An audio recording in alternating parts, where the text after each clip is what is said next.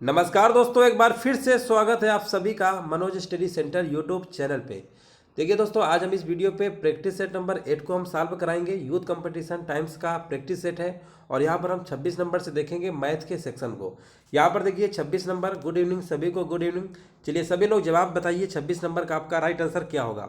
देखिए बहुत ही सिंपल प्रश्न है। यदि समद्विबाहु त्रिकोण के दोनों बराबर कोण तीसरे कोण से दुगने हैं तो तीसरे कोण का माप क्या होगा। देखिए समद्विबाहु त्रिभुज सभी को पता होगा। ऐसा त्रिभुज, ठीक है ना, ऐसा त्रिभुज जिसकी दो भुजाएं क्या होती हैं, बराबर होती हैं, वो आपका समद्विबाहु त्रिभुज होता है। ये हमने मान लिया ए बी सी एक हमने समद्विबाहु त्रिभुज बना लिया।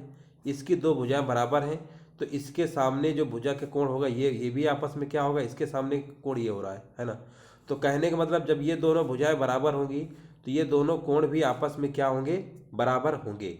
यहाँ पर लिखा हुआ है एक समद्विबाहु त्रिकोण के दोनों बराबर कोण, जो ये दो बराबर कोण है ना, ये लिखा हुआ तीसरे कोण से दुगने, यानी ये अगर एंगल, ध्यान दीजिएगा, अगर एक ये एंगल अगर 1 है, अगर ये एंगल 1 है तो इसका ये डबल है, यानी ये 2 है और ये भी 2 है। टोटल कितना हो जाएगा, 2 2 4 1 5, यानी 5 यूनिट बराबर ट्रायंगल का सम होता है 180, यानी 5 यूनिट इज इक्वल टू 180। तो 1 इज इक्वल टू कितना आएगा, आप कहेंगे 5 3 जा 15 और 5 6 जा क्या होता है 30, है ना। तो यहाँ पर आपका आ जाएगा 36 डिग्री। तो यहाँ पर पूछा किसका गया है, यहाँ पर पूछा गया तीसरे कोण का मान क्या होगा। तीसरे कोण का मतलब यही एंगल 1 पूछा गया है ना, यही पूछा गया था। तो 36 डिग्री क्या होगा, इस प्रश्न का आपका राइट आंसर हो जाएगा। और विकल्प नंबर क्या होगा, इस प्रश्न का आपका राइट आंसर विकल्प नंबर डी नंबर क्या होगा, करेक्ट आंसर आपका हो जाएगा। इस तरीके से आपको लगाना था। आगे हम बढ़ते हैं। यहाँ पर देखिए लिखा हुआ है n एक पूर्ण संख्या है जिसे जब 6 से विभाजित किया जाता है तो शेष 4 बचता है। यदि 2n को 6 से विभाजित किया जाए तो शेष क्या बचेगा। देखो जब भी इस टाइप के सवाल हो, एक पहले आपकी कंडीशन दिया हुआ है कि जब 6 से भाग करते हैं तो शेष 4 बचता है। फिर कह रहा है 2n को अगर 6 से भाग करें शेष। तो देखिए जो पहला वाला जो शेषफल है ना, आपको उस पर ध्यान देना है। पहला वाला जो शेषफल है, ठीक है ना, अगर ये n और 2n की बात ना होती तो हम सीधे 6 का भाग 4 में दे देते हैं और हमारा आंसर निकाला था। लेकिन यहाँ पर n है, फिर यहाँ पर डबल किया गया है। जब भी इस तरीके से डबल तिबल कुछ भी कहे तो याद रखिएगा जो पहला वाला शेषफल है ना, उसी को हम संख्या मान के चलते हैं। जैसे n का यहाँ 2n लिखा गया है तो हम शेषफल को भी क्या कर देंगे, डबल कर देंगे। यानी 4 का डबल कितना होता है दोस्तों, 8। अब आप क्या करना है, 6 से भाग कर देंगे तो यहाँ पर जो रिमाइंडर आपका आएगा कितना आ जाएगा, 2 आ जाएगा, यानी शेष फल 2 आएगा। इस प्रश्न का आंसर क्या होगा, विकल्प नंबर सी हो जाएगा। यहाँ पर अगर मान लीजिए 3n होता तो फिर आपको 3 चौको 12 करना पड़ता, 12 में भी 6 से भाग देते तो फिर आपका आंसर क्या होता, 0 हो जाता। इस चीज़ को याद रखिएगा। आगे हम बढ़ते हैं। चलिए यहाँ पर देखिए जवाब देना है। यदि a और b समीकरण 3x² - 5x + 2 बराबर 0 के मूल हैं तो a/b + b/a का मान क्या होगा। देखिए बहुत ही सिंपल है। यहाँ पर देखिए ये जो द्विघात समीकरण दिया गया है, यहाँ पर देखिए a की वैल्यू हम आपसे पूछेंगे तो आप कहेंगे a की वैल्यू यहाँ पर है 3, b की वैल्यू कितनी है, b कहेंगे -5 है, c की वैल्यू कितनी है, c की वैल्यू 2 है ना। अब अगर हम आपसे कहते हैं मूल हमने मान लिया a और b है, a और b है, मूलों का योग क्या होता है, a + b, मूलों का योग होता है -b/a, -b/a, यानी यहाँ पर तो माइनस पहले से ही है तो यहाँ पर बचेगा b/a, यानी 5/3 आएगा।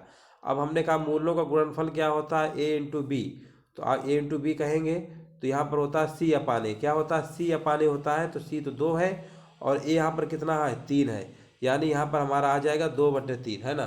2/3 क्या आ जाएगा, c/a। बस अब आपको इसको सॉल्व कर लेना है। इसको देखिए सॉल्व करेंगे तो यहाँ पर देखिए आपका क्या लिखा हुआ है, a/b लिखा हुआ है ना, तो a/b इस तरीके से लिख लेंगे, अब प्लस का b/a, है ना। इसको एलसीएम ले लेंगे तो आपका आएगा a² + का b² और अपान में कितना आएगा, ab आएगा। अब यहाँ पर a² b² तो कुछ ऐसा निकला नहीं है तो हम इसको ऐसे लिख सकते हैं। यहाँ पर इसी में से हम प्लस का क्या करेंगे, 2ab ऐड कर देंगे, अब माइनस का 2ab माइनस कर देंगे, कोई दिक्कत नहीं है। अब यहाँ पर एक बार देखो जोड़ दिया, एक बार माइनस कर दिया, ये हमारा फार्मूला बना लेगा a + b का होल स्क्वायर, है ना, माइनस का 2ab है तो आपका लिखा ही है, माइनस का 2ab लिखा ही है और बटे में आपका आएगा ab। अब इसको आपको सॉल्व कर लेना है। a + b की वैल्यू पता है ना, 5/3 है। यहाँ पर सॉल्व करेंगे कितना आएगा, 25/9 हो जाएगा। कितना हो जाएगा, 25/9 हो जाएगा, माइनस का 2ab यानी 2 का मल्टीप्लाई इसी में और कर देंगे, यानी 4/3 आएगा और बटे में ab है, ab का मतलब 2/3, है ना, ये आपका आ जाएगा। अब इसको आपको क्या करना है, सॉल्व कर लेना है। तो इसका एलसीएम ले लेंगे 9 3 का, तो आप कहेंगे एलसीएम तो इसका 9 आएगा, है ना। फिर यहाँ बचेगा 25 और माइनस 3 3 का 9, 3 चौको 12 आएगा, ठीक है ना। ये आपका आ जाएगा इंटू ये 2/3 है, ऊपर जाएगा 3/2 हो जाएगा। 25 में से 12 घटाएंगे 13 आएगा, 13/9 है ना। कितना आएगा, 13/9 होगा। यानी इसकी जगह हम क्या लिख सकते हैं, देखो इसकी जगह हम क्या लिख सकते हैं, 13 लिख सकते हैं, है ना। तो हम ऐसा करते हैं, यहाँ पे हम 13 लिख देते हैं, ठीक है ना। यहाँ पर क्या लिख देते हैं, सीधे 13 लिख देते हैं, 13, ठीक है ना। यहाँ पे ऐसे 3 एक कम 3, 3 3 का 9, है ना। तो यहाँ 13/3 दूनी कितना होता है, 6। 13/6 कहाँ लिखा हुआ है, विकल्प नंबर क्या होगा, बी नंबर आपका राइट आंसर आपका हो जाएगा। इस तरीके से आपको सॉल्व करना पड़ेगा। आगे हम बढ़ते हैं। यहाँ पर देखिए पूछा गया है आंकड़ों की माध्यिका क्या होगी। सबसे पहले हम आंकड़ों को आरोही क्रम में लिखेंगे। तो पहले छोटा नंबर फिर उससे बड़ा, सबसे छोटा नंबर तो इसमें 1/4 दिख रहा है, तो कोई दिक्कत नहीं, लिख लेते हैं। पहले आपका आएगा 1/4 आएगा, उसके बाद आपका फिर 1/4 आएगा, फिर उसके बाद 1/2 आएगा। 1/2 कितनी बार है, 1/2 3 बार है, 1/2 फिर आपका 1/2, है ना। इस तरीके से आपको लिखना पड़ेगा 3 बार 1/2। इसके बाद आपका 3/4 है, फिर आपका 3/4 है, इसके बाद आपका 1 आएगा, फिर 2 आएगा, है ना। अब माध्यिका पूछा गया है, टोटल नंबर कितने हो रहे हैं गिन लीजिए, 1 2 3 4 5 6 7 8 9। 9 में कोई दिक्कत ही नहीं है, और नंबर है, यानी 4 इधर से हटा दीजिए, और जो मिडिल नंबर बचेगा ना यही माध्यिका होगी, 1/2। बिल्कुल सिंपल सवाल था।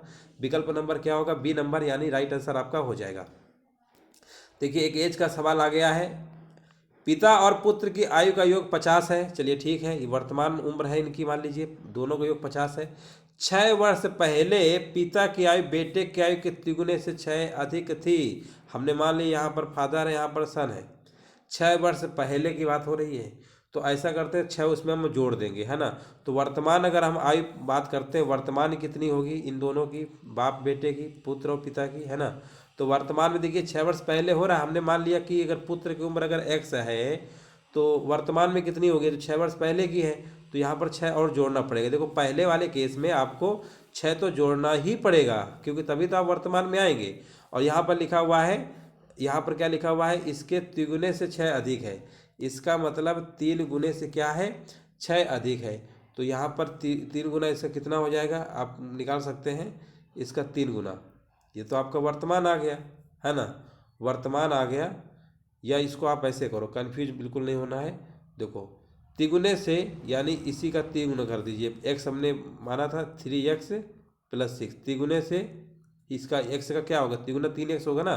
6 अधिक है, लेकिन वर्तमान में पहुंचना तो 6 में और जोड़ना पड़ेगा, यानी 6 हमें और बढ़ाना पड़ेगा। हमने एज्यूम क्या किया, x, ये कितना आएगा 3x + 6 ये आएगा। लेकिन 6 दोनों में क्यों जोड़ा, क्योंकि वर्तमान में हमें लाना था। वर्तमान में क्यों, क्योंकि वर्तमान ही तो उम्र 50 है ना। अब सबको जोड़ लो, ये तो 12 हो गया, 6 6 12, 6 3 18, यानी आपका आ जाएगा 4x + 18, है ना। 4x + 18 और इजिकल टू आपका हो जाएगा 50, यानी 4x = 50 में 18 को माइनस कर देंगे ना, तो 50 में 18 को माइनस कर देंगे 32 आएगा। और यहाँ पर x की वैल्यू निकालेंगे, 4 को डिवाइड कर देंगे, 4 8 जा क्या होता है 32 होता है। x आपने निकाल लिया। प्रश्न में पूछा गया 6 वर्ष बाद पिता की उम्र है। देखिए ये तो वर्तमान है, पिता की उम्र, यानी वर्तमान कितनी है, 3x + 12 है। लेकिन 6 वर्ष बाद पूछा है, यानी 6 इसमें से और ऐड करना पड़ेगा, तो आप कहेंगे 3x + 18 हो जाएगा। अब x की वैल्यू पता है, 8 3 का 24, है ना। 8 3 का 24 और 24 18 जोड़ेंगे ना, तो कितना आपका आ जाएगा, यहाँ पर जोड़ लीजिएगा, तो यहाँ पर 42 यानी 42 वर्ष हो जाएगा राइट आंसर, ठीक है ना। विकल्प नंबर क्या होगा, सी नंबर। इस तरीके से आपको लगाना था। उम्मीद है समझ गए होंगे। अगर इसकी x रही होगी तो इसके तिगुने से 6 अधिक है, लेकिन 6 हमने दोनों में इसलिए जोड़ दिया क्योंकि ये 6 वर्ष पहले की बात हो रही थी, तभी हमारा ये वर्तमान में आ जाएगा। फिर दोनों को जोड़ा, क्योंकि क्वेश्चन में 50 बताया गया है, और इससे हम x की वैल्यू निकाल लेंगे। और ये वर्तमान की थी पिता की, लेकिन 6 वर्ष बाद पूछ रहा है, तो 6 इसमें से और जोड़ना पड़ेगा, फिर सॉल्व कर लेंगे। इस तरीके से आप लगा सकते हैं। आगे बढ़ते हैं। लिखा हुआ है शरद ने 900 रुपये में 2 बैग खरीदे, एक को 25% लाभ पर, दूसरे को 25% हानि पर बेच देता है। यदि दोनों बैगों का विक्रय मूल्य अगर समान है, तो दोनों बैगों के क्रय मूल्य क्या होंगे। देखो ऐसे प्रश्नों को आप ऑप्शन को तो देखिए, ऑप्शन पे जोड़ने में 900 कहाँ पे हो रहा है, तो 5 5 10, और यहाँ पर देखिए 7 2 9 10, 5 4 9 10, ये तो 900 सभी में हो रहा है लगभग। है ना, 900 आ रहा है। चलो कोई दिक्कत नहीं, ऐसा करते हैं, पहले बैग का जो खरीदा है ना 900 रुपये, हमने मान लिया कि जो पहला बैग खरीदा है वो x रुपये का खरीदा है, तो दूसरा कितने खरीदेगा, तो आप कहेंगे 900 माइनस एक्स, है ना, 900 माइनस एक्स। ये बात आपको समझ में आ गई। दोनों का जोड़ 900 होना चाहिए, देखो होगा भी। अब प्रश्न को ध्यान से पढ़िए, लिखा हुआ है पहले वाले को, लिखा हुआ है ना पहले वाले, ये 25% लाभ पर बेच रहा है, इसका मतलब 125% हो जाएगा सीधे बराबर। दूसरे वाले को देखिए, लिखा है हानि पे बोला है 900 माइनस एक्स, और 25% हानि का मतलब होता है 75%, है ना, ये आपका होता है। परसेंटेज से परसेंटेज दोनों तरफ कैंसिल हो जाएंगे, 25 पंचे 125 होता है, और 25 त्रिका 75 होता है। ये आपका आ जाएगा 5x बराबर, इधर करेंगे 2700, अब माइनस का 3x, इधर जोड़ देंगे तो 8x इजिकल टू आपका आ जाएगा 2700। तो x बराबर कितना आ जाएगा, आपको भाग देना है, ठीक है ना, x का इसमें क्या कर देंगे, भाग दे देंगे, आपका आंसर आ जाएगा। ठीक है, चलिए यहाँ पर भाग देंगे तो आपका आएगा 337.5, ठीक है ना, 337 कितना आएगा, 5 आ जाएगा। देखिए कहाँ पे लिखा हुआ है, बस यहीं पे एक ऑप्शन मिल गया। दूसरा निकालने की जरूरत नहीं है, ये 800 में घटा लीजिए, सॉरी 900 में, तो आपका यही आ जाएगा 562.5। इस तरीके से कर सकते हैं। विकल्प नंबर क्या होगा इसका, डी नंबर राइट आंसर आपका हो जाएगा। 1 से 55 तक के बीच की आभाज्य संख्याओं की माध्यिका, आप देखिए सवाल में पहले तो 1 से लेकर 50 तक आभाज्य संख्या लिखा हो। आभाज्य संख्या क्या होती है, ऐसी संख्या जिसके केवल 2 ही फैक्टर होते हैं। प्राइम नंबर, आभाज्य संख्या, रूट संख्या, सभी इन्हीं को कहते हैं। चलिए यहाँ पर लिखते हैं, पहले 2 आएगा, 3 आएगा, 5 आएगा, 7 आएगा, 11, 13, 17, 19, 23, 29, 31, 37, 41, 43, 47, 53, है ना, हो गए। कितने नंबर हो गए गिन लीजिए, 1 2 3 4 5, गिन लेते हैं, 1 2 3 4 5 6 7 8 9 10 11 12 13 14 15 16, है ना। देख लीजिए एन 16 हमारे आ रहे हैं, है ना। तो 16 अगर हमारे आए तो सीधी सी बात है, तो 16 तो हमारा सम होता है, तो मतलब 16 को कैसे डिस्ट्रीब्यूट करेंगे, 6 6 12 नहीं 7 7, 7 लेफ्ट से 7 राइट से, 7 7 14, 2 बचेंगे, यानी 7 नंबर देखिए हटा लीजिए पहले, 1 2 3 4 5 6 7, है ना, हटा लेंगे, तो बीच में हमारा 19 और 23 आएगा, है ना। इन्हीं दोनों को जोड़ देंगे, 2 से भाग कर देंगे, 19 23 42 होता है, 2 से भाग कर देंगे 21 आ जाएगा। देखिए सिंपल था। तो इस प्रश्न का आंसर क्या होगा, विकल्प नंबर आपका सी नंबर क्या होगा, बिल्कुल राइट आंसर आपका हो जाएगा। चलिए हम आगे बढ़ते हैं। दी गई संख्याओं के लिए कौन सा आरोही क्रम है, बहुत ही सिंपल है, यहाँ पर 3 ही नंबर यूज किए गए, 1/3, 1/5, 2/5। तो देखिए सीधी सी बात है, 1/3 का मतलब होता है 0.3, कितना होता है यहाँ पे 0.3 होता है। 1/5 का मतलब कितना होता है, 1/5 का मतलब होता है 0.2, कितना होता है 0.2। 2/5 का मतलब क्या होता है, यहाँ पर निकालेंगे तो आएगा 5 चौको 20। अब सीधी सी बात है कि पहले नंबर पे आपका ये आएगा, दूसरे पे ये आएगा, और तीसरे में आपका ये आएगा सबसे बड़ा। तो देखिए 1/5 फिर 1/3, यानी विकल्प नंबर होगा सी नंबर क्या होगा, इस प्रश्न का राइट आंसर आपका हो जाएगा। निम्नलिखित आंकड़ों की माध्यिका और बहुलक का अंतर बताइए। देखिए बहुलक निकालना तो हमारे लिए आसान है ना, जो संख्या सबसे ज़्यादा बार आई होगी बहुलक होने की, माध्यिका तो निकालना पड़ेगा। तो वही कॉन्सेप्ट है कि पहले हमें इसे आरोही क्रम में लिखना होगा। आरोही क्रम लिखना आपको बताया है, कैसे लिखेंगे। देखिए सबसे पहले आपको छोटे से बड़े नंबर पे पहुंचना है, पहले छोटा लिखना है। तो इसमें ध्यान दीजिएगा, सबसे छोटा आपका कौन सा है, 25 है, फिर आपका 29 है ना, इस तरीके से आपको लिखना पड़ेगा। फिर 30 है, फिर 32 है, 32 के बाद ध्यान दीजिएगा, 32 के बाद आपका फिर 33 2 बार आया हुआ है, 33 हमारा कितनी बार आया हुआ है, 2 बार आया हुआ है। फिर 42 को देखेंगे तो 3 बार आया हुआ है, 42 क्या है हमारा, 3 बार आया हुआ है, ठीक है ना, 42 है, सॉरी यहाँ पर क्या है 42 है, यहाँ पर क्या है 42, 42 3 बार हो गया। 42 के बाद हमें लग रहा 42 सब ज़्यादा बार आया हुआ है। फिर है आपका 45 है, फिर आपका 46 है, फिर 47 है, ठीक है ना, इस तरीके से लिख लेंगे। 46 हो गया, 47 भी हो गया, 48 भी है इसके बाद। 48 के बाद है, बस यही आपको लिखने में थोड़ा समय लेगा, 51 है, 52 है, 53 54 भी है, 53 भी है, 54 भी है, ठीक है ना। 54 के बाद अगर हम बात करते हैं तो 54 के बाद 60 है, 60 है, 65 है, और 72 है। बस इतना आपको पहले अरेंज करना होगा। अब अरेंज करने के बाद काउंट करेंगे कि टोटल नंबर कितने हो रहे हैं, गिन लीजिए 1 2 3 4 5 6 7 8 9 10 11 12 13 14 15 16 17 18 19 20 20 है ना। तो 20 का मतलब यहाँ पर 9 9 हटाएंगे, 9 9 18 और 2 बीच में बचेंगे 20 है। तो 9 नंबर हटा लो, 1 2 3 4 5 6 7 8 9 है ना, यानी 45 भी आएगा और 46 भी आएगा। दोनों जोड़ लेते हैं, 45 प्लस 46 अब बटे 2 कर देंगे, तो ये आपका आ जाएगा 6 5 11 4 4 8 1 9 91 आएगा। और 91 का 2 होता है, आधा होता है 45.5, कितना होता है 45.5 आपका होता है, ठीक है ना 45.5। बहुलक यहाँ पर आपका 42 सब ज़्यादा था, बस इसी में 42 को क्या कर देंगे, घटा देंगे, इन्हीं का अंतर पूछा गया था, ठीक है ना, अंतर पूछा गया था। आप घटा लेंगे तो आंसर इसका क्या होगा, ऑप्शन इसका कहाँ है, ऑप्शन नहीं दिया है क्या, अच्छा ऑप्शन दिया गया है। तो यहाँ पर घटा लेंगे तो कितना आएगा, देखिए 45.5 में से 42 घटाएंगे, 42 3 45 3.5 आएगा है ना। 3.5 क्या होगा, इस प्रश्न का आंसर हो जाएगा, विकल्प नंबर क्या होगा, सी नंबर हो जाएगा। देख लीजिए इस तरीके से आपको निकालना था कुल मिला के, बस माध्यिका में आपका समय थोड़ा लगेगा। यहाँ पर देखिए पेट्रोल कीमत 25% की दर से बढ़ जाती है, कई बार बताया है, और उसकी कटौती कितनी कम करनी पड़ेगी। 25% की देखिए फ्रैक्शन वैल्यू आपकी कितनी होती है, 1/4 होती है।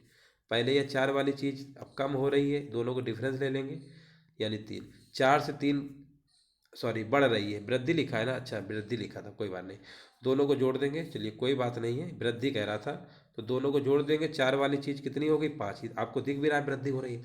अब कटौती चाह रहे हैं, यानी 5 से 4 पहुंचना है, आप कहेंगे 1 कम करिए, अब बट्टे में कितना आएगा 5, क्योंकि यहाँ से चल रहे हैं ना, जो जहाँ से स्टार्टिंग पॉइंट होता है वो बट्टे में आता है, इंटू 100। बस आपको देखिए कितना सिंपल सवाल था। 20% क्या होगा इस प्रश्न का राइट आंसर हो जाएगा विकल्प नंबर बी। आगे बढ़ते हैं, 17 के पावर 200 को अगर 18 से विभाजित करते हैं, देखिए बहुत ही सिंपल सवाल है, 17 की पावर कितना है 200 है, 18 से विभाजित करना है, इसको पहले ध्यान दीजिए, पावर को छोड़िए, 18 का भाग 17 में देंगे तो आप कहेंगे एक बार जाएगा और रिमाइंडर हमारा आएगा -1 है ना, ये आएगा। तो अब इसको हम लिख सकते हैं -1 की पावर, और यहाँ पर इसकी पावर 200 थी, 200 लगा देंगे, -1 की पावर कोई अगर सम संख्या होती है तो उसका आंसर 1 आएगा है ना।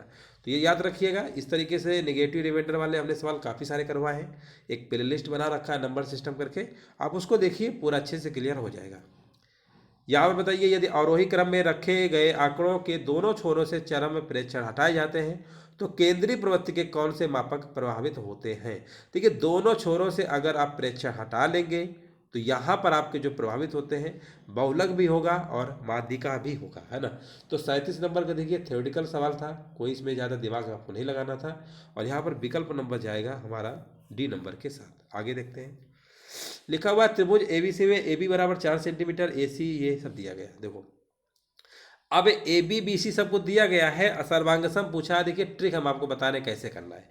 ए बी सी पूछा गया है ना, किसके सर्वांगसम है, यहाँ पर देखिए ए बी बराबर 4 लिखा है ना, यानी पहला दूसरा लिया गया है सिंबल ए और बी। तो त्रिभुज हमें ऐसा लेना है कि जिसमें से हमारा 4 आनी चाहिए भुजा, उसमें भी 4 देखिए पी आर में आ रही ना, तो जो भी त्रिभुज बनेगा उसके 2 अक्षर पहले पी आर से स्टार्ट होंगे, और पी आर से सिर्फ हमारा ऑप्शन नंबर डी स्टार्ट है, इसका मतलब पी आर क्यू क्या होगा, बिल्कुल सही आपका जवाब हो जाएगा। अब देखिए ध्यान दीजिएगा, यहाँ से पहला लास्ट लेंगे ए सी, तो इस त्रिभुज में लेंगे ना पी क्यू, देखो पी क्यू पक्का है आपका, यहाँ पर ए सी कितना 5 है ना, तो इधर पी क्यू भी 5 दिया होगा, देखो दिया हुआ है, ये ट्रिक होती है ना, इस तरीके से आप लगा सकते हैं। एक वस्तु को 20% लाभ पर बेचा जाता है, यदि वस्तु को क्रय मूल्य पर 50% बढ़ा दिया जाता है तो विक्रय मूल्य भी उसी समय 30 रुपये बढ़ जाता है, तो लाभ 3 से 1/3% कम हो जाता है, क्रय मूल्य क्या हो। देखिए बहुत ही सिंपल सवाल है, देखिए यहाँ पर देखिए ध्यान दीजिएगा, 20% लाभ पर बेच रहा है, इसके बाद रुपए में संख्या बढ़ रही है ना, तो इसको ऐसे लगाएंगे। देखो हमने एक तरफ एज्यूम कर लिया सीपी और एक तरफ लिया एसपी, कोई दिक्कत नहीं है। हमने मान लिया 100 रुपये ना मान के 100% मानेंगे है ना, क्योंकि रुपए में बढ़ाना है तो 100% में प्लस ऐड करेंगे रुपए, तो कोई दिक्कत नहीं होती है।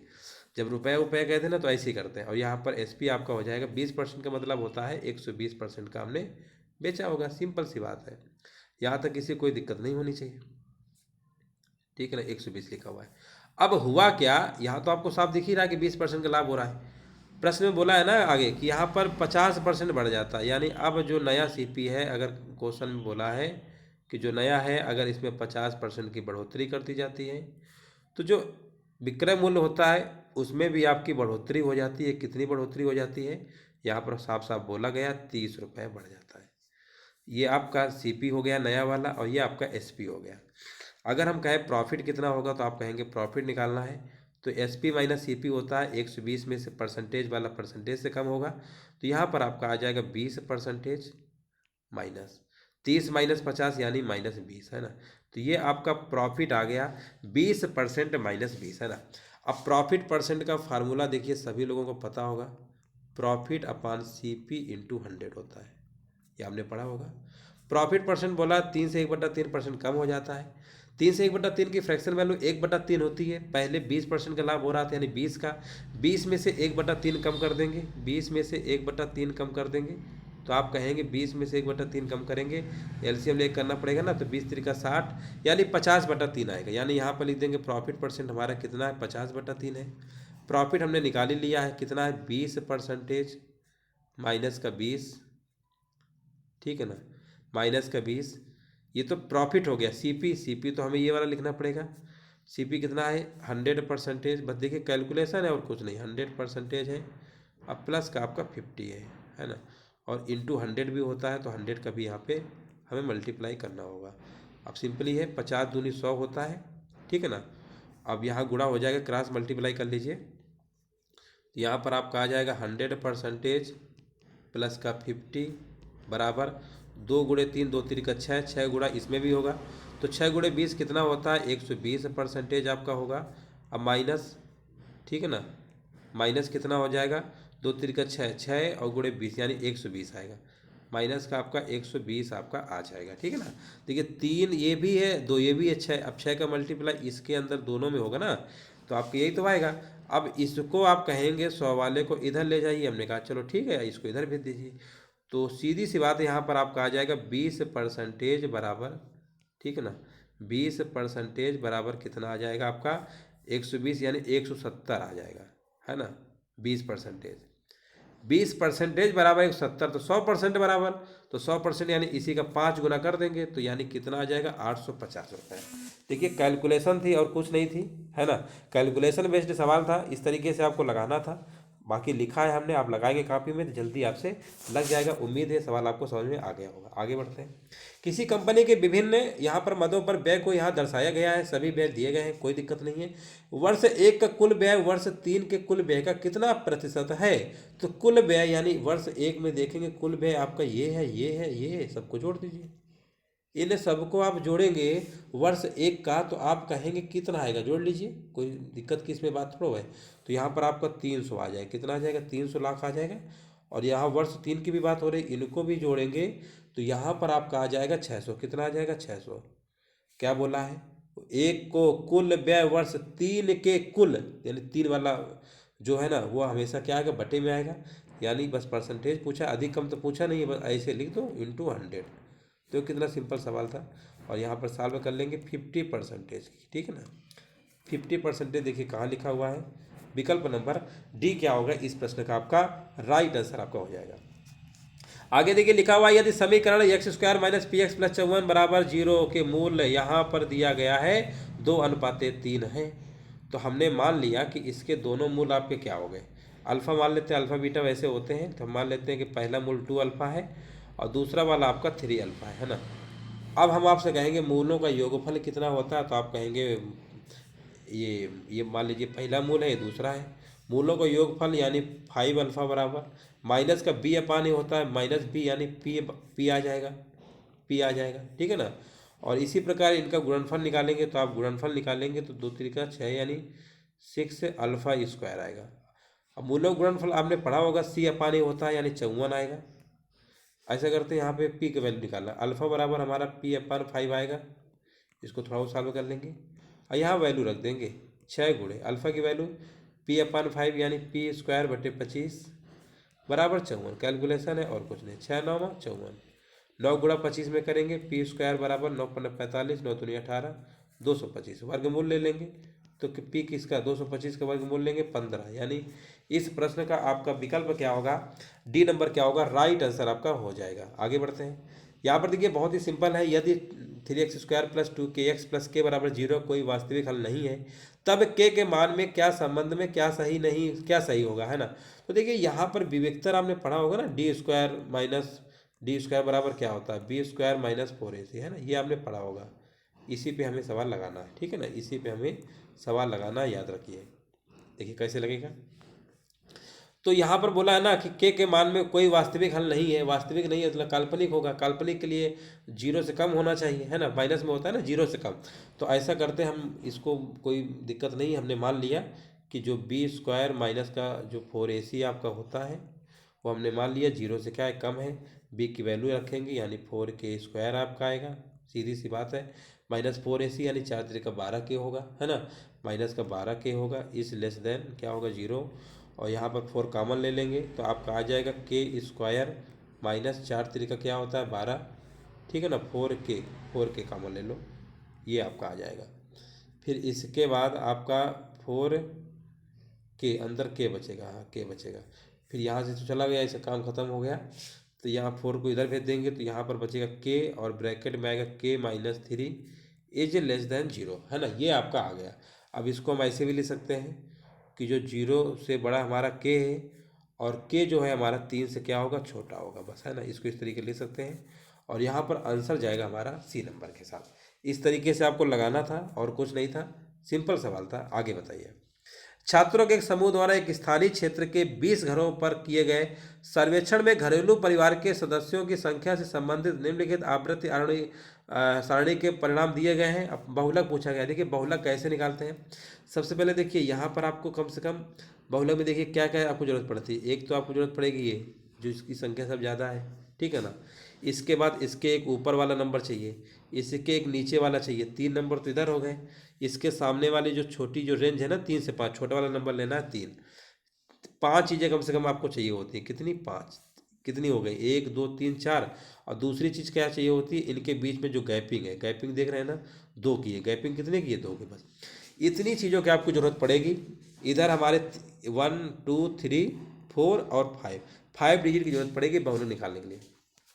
सबसे पहले शुरुआत क्या करते हैं, जो रेंज में सबसे इसके सामने जो रेंज आ रही थी, इसका जो मिनिमम नंबर था ना उसको लिखेंगे पहले 3, ऐसे लिख लेंगे प्लस। अब आप क्या करना है, 9 में से ऊपर वाले देखो, ये जो बीच में जो हमने लिखा था ना ये बहुलक संख्या था, इसके इसमें से ऊपर की संख्या घटाएंगे। 9 में 7 घटाएंगे 2 आएगा। फिर 9 में 7 घटाएंगे नीचे लिखेंगे तो कितना आएगा, 2 आएगा। फिर प्लस करेंगे। फिर 9 में से 2 घटाएंगे तो आपका आएगा 7, इतना आपका आएगा ना, ये अलग ऐसे रहता है इनटू ये जो इनके बीच में जो गैपिंग थी ना इससे गुणा कर देते हैं। बस ये आपका कॉन्सेप्ट होता है। बस ये आपका आ जाएगा 2 दूनी 4 7 दूनी 9। यहाँ पर इस तरीके से आपका आ जाएगा 9 3 27 4 31 यानी 31/9 आपका आ जाएगा। 31/9 यानी इसको भाग दे लेंगे, बस भाग ही देना है। तो यहाँ पर आपका आ जाएगा 3.444, है ना। तो विकल्प नंबर क्या होगा, बी। इस तरीके से आपको लगाना है। बहुलक निकालने के लिए कम से कम 5 चीज़ें आपको पता होनी चाहिए और इस तरीके से आप निकाल सकते हैं। आगे बताइए। यहाँ पर देखिए 3 रुपए के 10 संतरे खरीदता है और 3 रुपए में 8 के हिसाब से बेच देता है, लाभ प्रतिशत क्या होगा। देखिए बहुत ही सिंपल सवाल है, एक तरफ आपको रुपए लिखना है, एक तरफ वस्तु लिखना है। पहले देखिए 3 रुपए हैं, 10 संतरे हैं, फिर 3 रुपए हैं, 8 संतरे बेच दे रहे हैं, क्रॉस मल्टीप्लाई करेंगे, 8 3 24 और 10 3 30। ये मैथड हमने बताया है। इधर हमेशा सीपी आएगा और इधर हमेशा एसपी आएगा। ये तभी सीपी और एसपी पहले आता है जब यहाँ रुपए लिखोगे पहले और वस्तु लिखोगे बाद में, याद रखिएगा। 24 की चीज़ को 30 में बेचोगे, 6 रुपये का प्रॉफिट होगा, बटे में कितना आएगा, 24 × 100। 6 चौको 24 होता है, सिंपल है, 25%, है ना। 25% देखिए कहाँ लिखा हुआ है, विकल्प नंबर बी क्या होगा, इस प्रश्न का आपका राइट आंसर आपका हो जाएगा। यहाँ पर लिखा हुआ है a का 20% बराबर b है, यानी a का 20% का मतलब 1/5 बराबर b है। कोई दिक्कत नहीं है। तो a बराबर आप कहेंगे 5b आ गया। a बराबर क्या आ गया, 5b आ गया। अब यहाँ पर b निकाल लो। b बराबर हमारा कितना आ जाएगा, a/5, क्योंकि आंसर में सब a में आ रहा है, b में नहीं आ रहा है। अब यहाँ पर पूछा क्या गया है, 20 का b परसेंटेज मतलब b/100 होता है ना, यही तो होता है, ठीक है। b का b%, और यहाँ पे देखिए b की वैल्यू हमें पता है ना, b की वैल्यू हमें पता है। तो यहाँ पर आपको लिखना तो पड़ेगा ही। तो यहाँ लिख लेते हैं, b की वैल्यू हमारी कितनी है, a/, कितना है, 5 है × 100, ये है आपका 20 × 5 = 100, यानी यहाँ पर हमारा आ गया a/25। देखिए a/25 कहाँ लिखा हुआ है, a/25 यही लिखा हुआ है। a का 4% का मतलब ही होता है 4/100 करेंगे तो a/25 तो आएगा। तो विकल्प नंबर जाएगा यहाँ पर बी नंबर के साथ, है ना। a का 4% का मतलब क्या होता है, a/25 होता है। आगे बताइए, ये दो पूर्णांकों का लघुत्तम समापवर्तक महत्तम समापवर्तक इतना इतना है, उन संख्याओं में एक संख्या, बहुत सिंपल है। देखिए आपने एक फार्मूला पढ़ा होगा, बहुत अच्छे से पढ़ा होगा, पहली संख्या गुणे दूसरी संख्या बराबर एलसीएम इंटू एचसीएफ होता है। तो वही क्वेश्चन में तो दिया गया है, एलसीएम एचसीएफ तो दिया ही है 2184 और एचसीएफ दिया गया है 2। इनमें से एक संख्या हमको मान लो पता है और दूसरी संख्या हमको मान लो 78 दी गई है।